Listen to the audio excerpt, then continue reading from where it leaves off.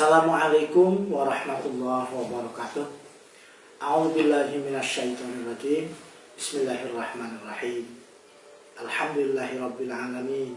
Wassalatu wassalamu ala asyrafil mursalin sayyidina wa maulana Muhammadin wa ala alihi wa sahbihi ajmain.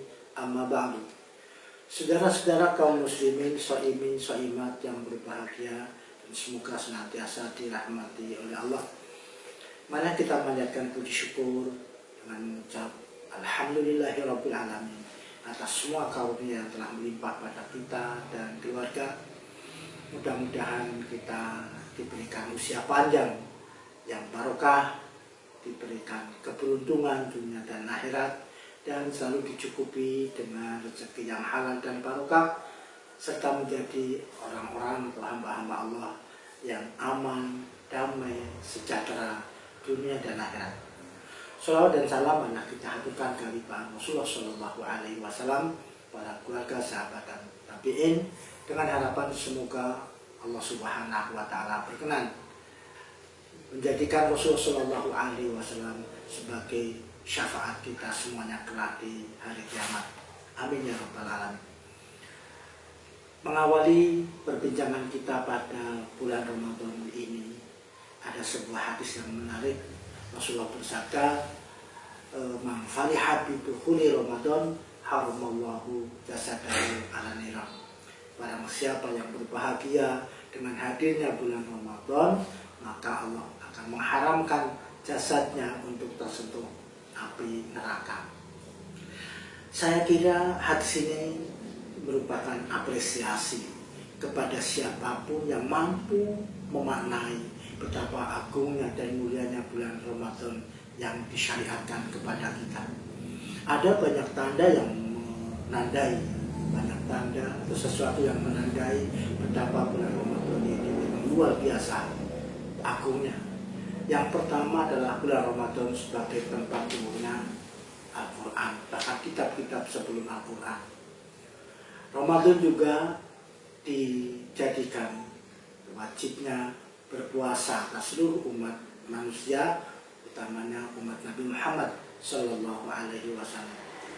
Dan Rasulullah Sallallahu Alaihi Wasallam memberikan pernyataan terkait dengan bulan Ramadan ini, diantaranya adalah awwaluhu rahmah wa awsatuhu maghfirah wa akhiruhu itqun minan nar. Bahwa bulan Ramadan itu pada awal, yaitu tanggal 1 sampai tanggal 10 adalah saat dimana Allah berkenan untuk memberikan kasih sayangnya kepada umat Nabi Muhammad Sallallahu Alaihi Wasallam. Wa awsatuhu maghfirah, dan pertengahannya dimulai dari tanggal 11 sampai tanggal 20 Allah berkenan untuk mengampuni segala dosa manakala kita mendekatkan diri untuk bertaubat dengan segala penyesalan kepada Allah Subhanahu Wa Taala. Kemudian yang terakhir, yaitu di saat memasuki tanggal 21 sampai akhir bulan Ramadan, Allah memberikan pernyataan itqum minan nar. Rasulullah memberikan pernyataan itqum minan nar, yaitu bebas dari siksa api neraka. Ini adalah berbagai tanda yang menandai betapa bulan Ramadan itu sedemikian mulia. Maka berbahagialah bagi kita semua, kita masih diizinkan untuk bisa menghirup udara segar di saat bulan-bulan ini memang betul-betul bulan agung dan penuh berkah. Ada satu hadis yang kami kutip dalam kitab Qur'an Nasihin, bunyinya begini: Bismillahirrahmanirrahim. Ruya anin Nabi alaihi salatu wassalam annahu qala utiyat ummati khamsata asya'a lam tuqta li ahadin qablahum. Umatku diberikan 5 hal yang tidak pernah diberikan kepada seseorang sebelumnya. Jadi ini hanya khusus untuk umat Nabi Muhammad Sallallahu Alaihi Wasallam. Sedang umat-umat sebelumnya belum pernah diberi 5 perkara seperti yang tidak kami jelaskan ini. Al-awwalu idza kana awwalu lailatin min ramadhana yanzurullahu ilaihim birrahmah. Wa man nadharallahu ilaihi birrahmah la yu'adhibuhu ba'dahu abadan. Yang pertama, apabila saat datang awal malam bulan Ramadan, maka Allah berkenan melihat kepada umat Nabi Muhammad ini berrahmat dengan pandangan kasih sayang.